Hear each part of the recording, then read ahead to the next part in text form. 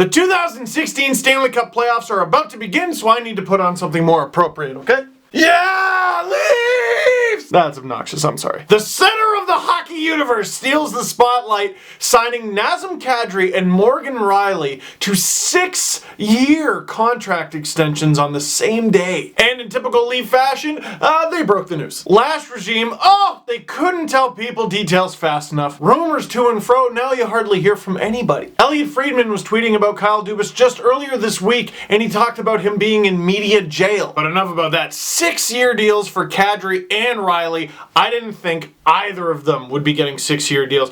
Maybe Rielly. That one makes a little bit more sense to me because he's so young. Kadri? No way. I didn't even know if he was going to stay a Leaf or not. I really didn't know 100% how the Leafs felt about Kadri as a player, as part of their organization, and part of their whole plan. If everything goes according to Shanaplan and the Leafs make the playoffs in a few years and they're contending in a few years, it looks like Kadri's going to be a part of that. And you might be saying, well, after the year he had, how the hell does he get this deal? Let me tell you something. A buddy of mine wrote something that was very clever after the 2013 lockout-shortened season, where Kadri could not stop scoring, could not stop putting up points. He was absolutely on fire. And this writer took a look at the percentages, took a look at the numbers, and said, here's why Kadri is not going to get as many points next season. You watch. And he wasn't dissing Kadri, but he was just talking about how, boy, he got a lot of bounces this year. That ended up being absolutely true, and coincidentally, that writer now works for the Leaf stats department. This year, Kadri was ridiculously unlucky, shot about 7%, and if he shot around his career shooting percentage, he would have got 27 goals instead of 17. By the way, after the start that Kadri had, I'm surprised he even hit 17. And you can call him a diver, I mean, you can call him that all you want if he doesn't play for the team that you cheer for, but when he's on your team, it's called a penalty drawing machine. And according to a tweet from Elliotte Friedman, I always go on his Twitter page, $4.5 million for Kadri for the next 6 years. Now, that's a decent chunk of change, especially for 6 years, especially if Kadri doesn't work out. I think we look at long-term deals and we're all a little gun-shy in Leafs Nation because of the whole David Clarkson debacle. And the Dave Bolland almost debacle, but we don't like to talk about that. Go look around the league. Go look at the league right now. Go to generalmanager.com.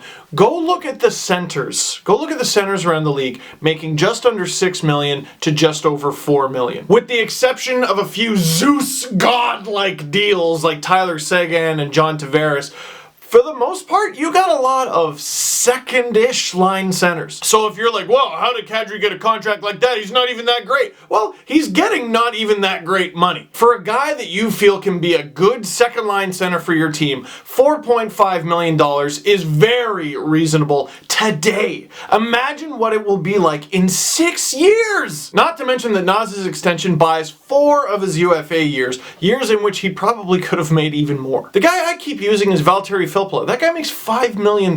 If he's worth 5, and other second and third line centers around the league are worth 5, why not Naz? Then there's Morgan Rielly. Again, lots of risk if it doesn't work out. Lots of risk if he's an absolute bust, complete bum. You're now paying $5 million for the next 6 years for a bum. That is not what 5th overall pick looked super good on a terrible team Morgan Rielly looks like. Morgan Rielly got almost 40 points as a defender on a team that couldn't score! His skating is elite, his conditioning is fantastic. Babcock kept challenging him with harder and harder competition than he's ever seen before in his career, and he was the only player on the Toronto Maple Leafs to play in all 82 games this season. Only 5 guys cracked 70, and he played 82. So for those of you having the who's the Leafs' next captain going to be conversation, this contract might be a bit of a clue. It at very least makes him a contender. Any good team should have a few. And for such a young player, a 6-year deal buys 2 UFA years for Rielly. Imagine what a defender like Rielly, especially what he's going to end up being in 4 years,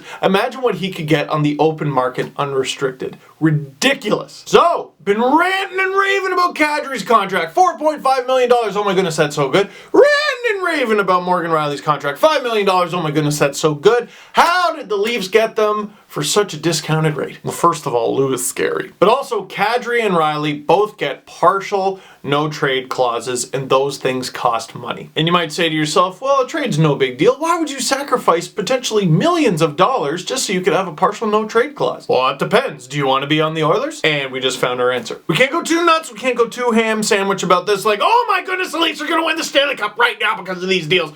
No, they are just smart, shrewd decisions, in my opinion, that are key blocks heading into the next few years when hopefully they're contending for a playoff spot and not finishing last. Because you know what? The Leafs got away with one this year. They got away with it because they showed promise. Even though they finished last, we didn't care. They do it again next year, and they do it again the year after that, forget it. Everyone turns. And it's funny, I was reading a lot of people going, oh, well, now Stamkos is coming.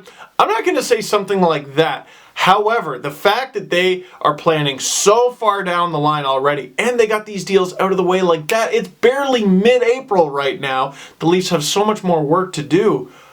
I gotta wonder, what are they gonna do with their leftover money? For example, we already talked about how Kadri's probably not gonna be the #1 center on this team long term, but he signed so long he's locked up.